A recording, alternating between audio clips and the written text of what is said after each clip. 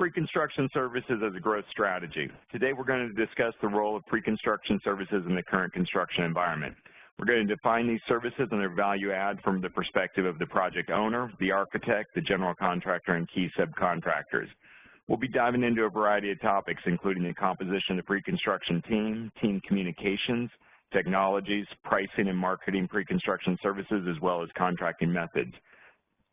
The format for this discussion will be Q&A facilitated by David Brown, with Raymond Braswell weighing in on about a dozen key topics. At the end, there will be time for Q&A with the audience, so get your questions ready. If you're listening to this as a recording, please don't hesitate to contact us with your questions, and we'll do our best to get back to you in a timely manner. Before we get started with the discussion, I'd like to provide some introductions for the company as well as the participants. D. Brown Management is a management advisory firm. We focus solely on the construction industry.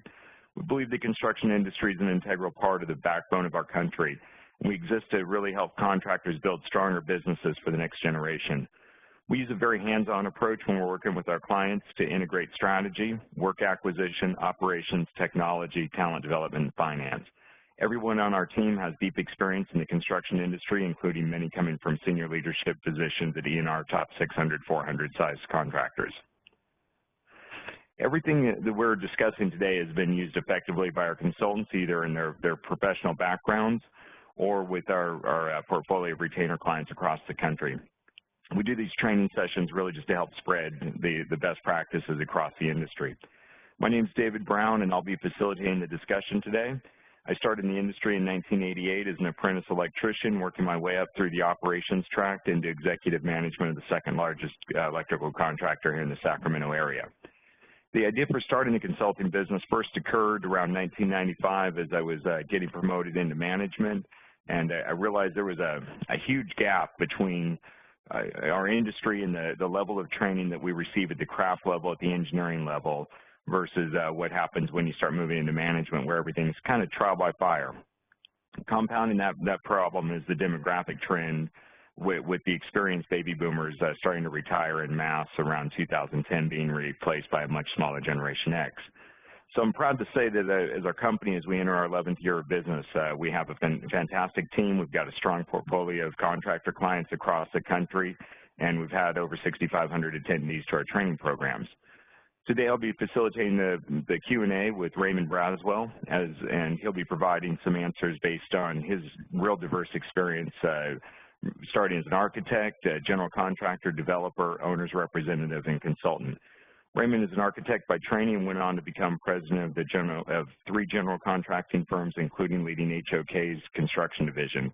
He's always driven growth through rigorous business development tactics and heavily leveraging pre-construction services to gain a competitive advantage.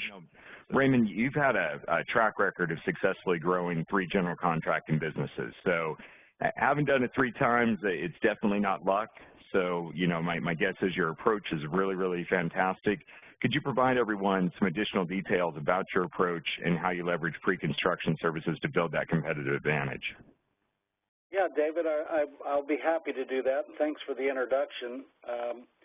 You know, in reflecting back, the first general construction company I took over as president, we grew from $40 million to $400 million in 10 years, and that was quite an accomplishment. And I'd say maybe part of that was luck, but we had a strategy, and we gained some great accounts like Marriott. We built Marriott hotels all over the country, did a lot of work for Disney. I left that company and actually went into an ownership position with the second company that I took over, and that company was about a $60 million company, and we grew that to $900 million in 10 years. And I can tell you that there's no doubt about it in my mind that maybe it wasn't as strategic as we'd liked it to be, but we truly, the key to that success, the catalyst to all that was recognizing the value to our clients of pre-construction services, coupled with a pretty strong business development strategy. You know, in the early days when we were smaller firms, mid-sized firms, we were competing against the large guys. You know, we'd be on an office building project competing, interviewing against Turner Construction, who's a $2 billion company. And it was a challenge for us because, you know, they have so many people and so many projects that they've built, and they have more slides of projects they can show that look similar to the building that we were competing for, that we just couldn't compete on that level. So how we competed and won, and early on learned that it was the best way, was we focused on the technical side of the client's job more than we did telling stories about our company history and pretty slick pictures. We really dove into projects on the pre-construction services side, tore it apart. When we went into the interview, we knew more about the project than anybody else, and we were talking about the client's project. And that's really, and I hope today that I can share some of those tactics and methods that we did that, because it truly set us apart and gave us quite a competitive advantage in those early years. What has happened in our industry is that private clients, for the past 25 years, have been evolving to look more at integrated project delivery methods, such as CM at risk, design build, or even, you know, integrated project delivery. There's a reason that they're doing that, and I think a lot of owners blame it on the contractors, but it's change orders and cost overruns and architect and contractor disputes in the design, bid, build process.